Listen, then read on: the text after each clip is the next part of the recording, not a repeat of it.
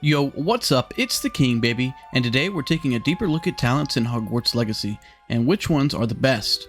Unfortunately, in this game, you can only have a certain amount of talents unlocked, so you have to use your points wisely. In most games, you wouldn't have to worry about which ones to choose from, because you can unlock them all.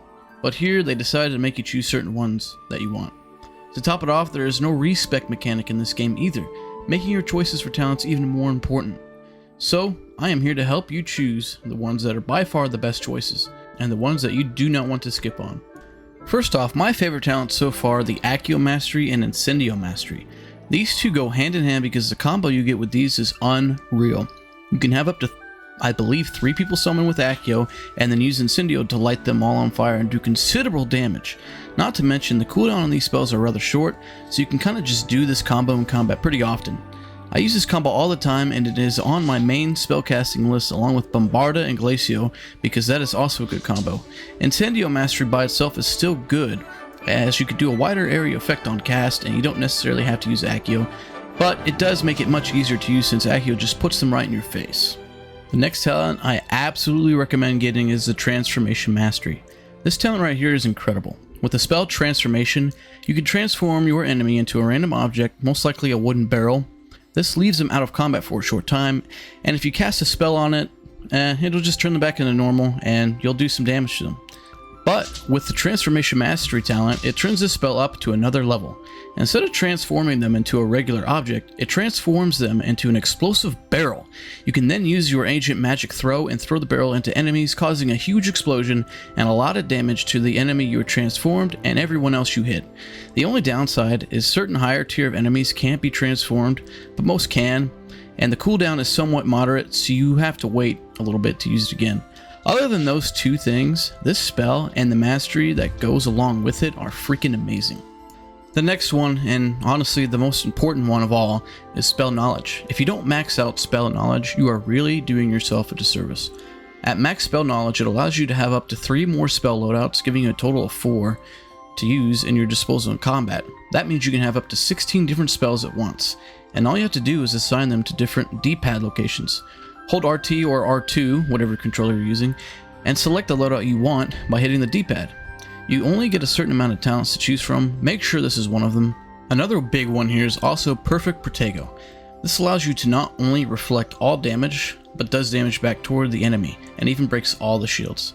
So, for example here, let's say you had 4 enemies around you, 2 of them had a yellow shield and 1 of them had a red shield. You cast Perfect Protego as one attacked, and now all the shields are broke, and they have also taken some damage. This is a huge help in combat as it helps you whittle their health down even more and breaks those stingy shields and allows you to use any spell instead of having to use the ones that match the shield color. Did I also mention the effect looks way cooler when you get the Perfect Protego to proc? Yeah, get this talent, dude.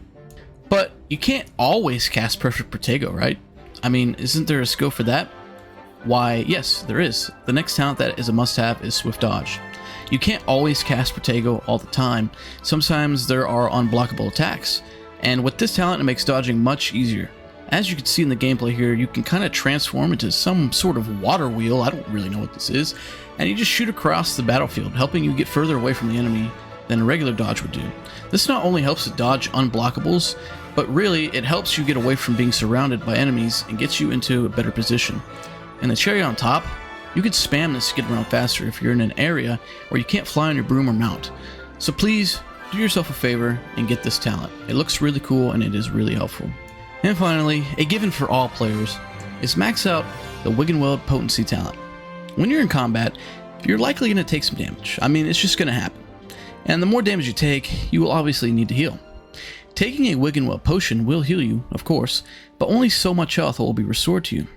With the Potency talent at max, you will have a full heal each time, so now you can wait until you are on the brink of death to use it. On top of that, you won't have to use as many potions in battle as before, since it heals you so much more, allowing you to use the potions in more fights, before having to go back to Hogwarts to brew some more. And for those of you playing on hard, I mean, I'm pretty sure this is one of the first things you unlocked once you saw it, because playing on hard is no joke, and you take considerable more damage than if you did on normal. It's just too good a talent not to spec into it. Get it. So there you have it. These are the best talents in the game in my opinion, and there are many more that are good too, just not as necessary to have as these. That's just my opinion though. Now, I will say for those going down the dark path and using curses, there are a ton of good talents I see in that dark arts tree.